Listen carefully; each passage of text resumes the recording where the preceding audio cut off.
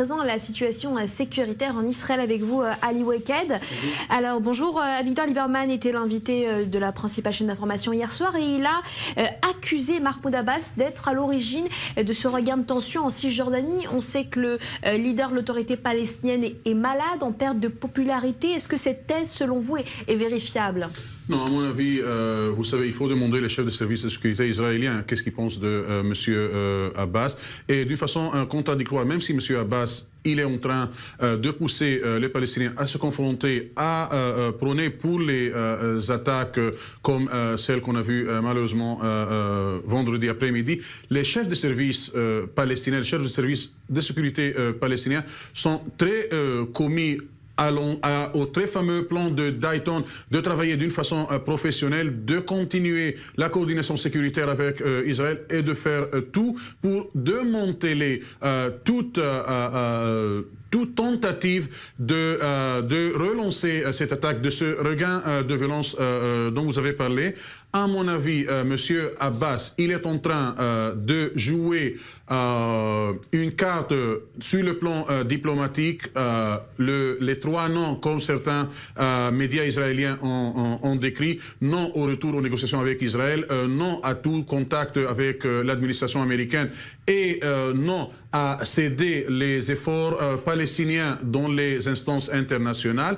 Mais de l'autre côté, les Palestiniens dans la rue, ils voient qu'il n'y a aucun horizon. On est à la veille des fêtes israéliennes, Pâques, la fête d'indépendance, etc. Et traditionnellement, les périodes de fêtes sont des périodes où on voit un certain regain de violence. Maintenant, dire que ce regain est dû à la politique de M. Abbas, à mon avis, cela sert l'agenda politique de M.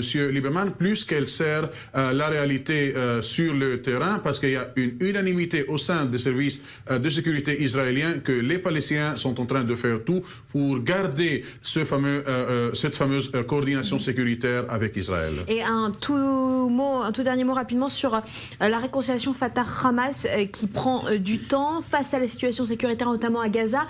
Est-ce que les deux parties pourraient mettre leurs différents de côté?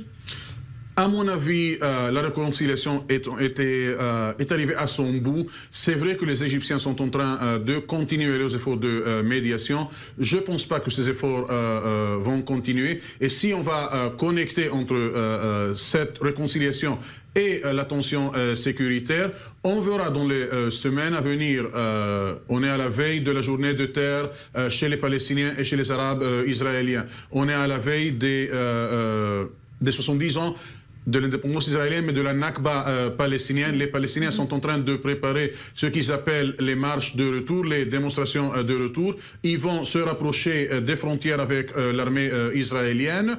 Et Abu Mazen, il va prendre le président Abbas, il va prendre des mesures contre le Hamas. Et le Hamas, à mon avis, va riposter non pas seulement contre Abu Mazen, mais il va retalier en augmentant la tension, avec Israël pour essayer de faire pression sur la direction palestinienne. Merci Ali Waked. Et on en vient